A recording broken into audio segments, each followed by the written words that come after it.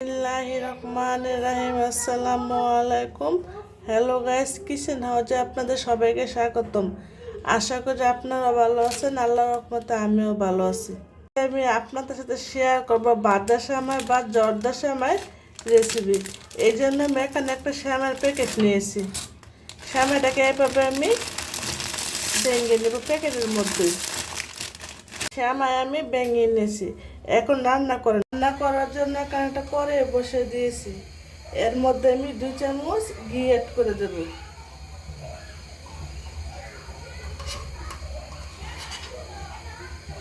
এখন আপনারা ঘি আর তেল অ্যাড করে রান্না করতে পারবেন। এর মধ্যে দিয়ে দেব কিশমিশগুলো ভেজে নেব।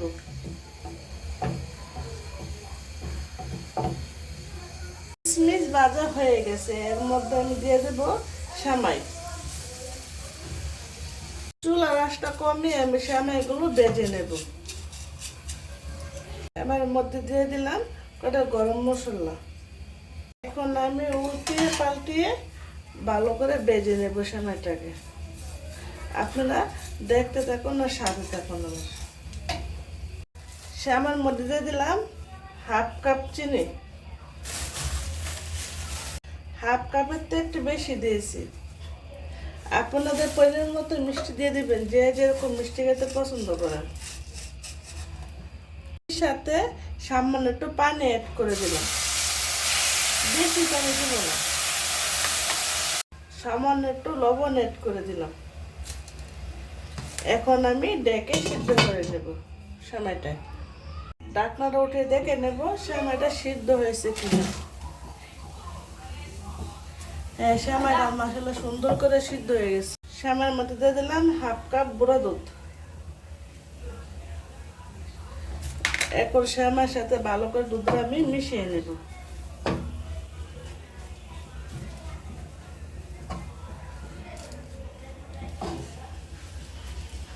শেষে দিয়ে দিলাম নারকেল কোরানো। আমি উপরে নারকেল কোরানোটাকে দিয়ে দিলাম। দিয়ে সেমাইয়ের সাথে ভালো করে মিশিয়ে নেব। নিয়ে আমি ভেজে নেব। বন্ধুরা, জর্দা সেমাইয়ের রেসিপিটা আপনাদের কাছে দেখে কেমন লেগেছে কমেন্ট বক্সে আমাকে জানাবেন।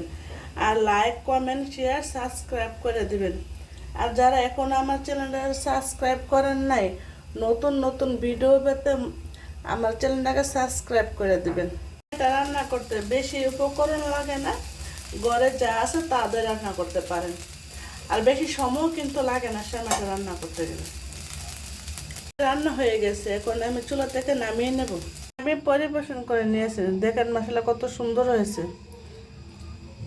আল্লাহ হাফেজ।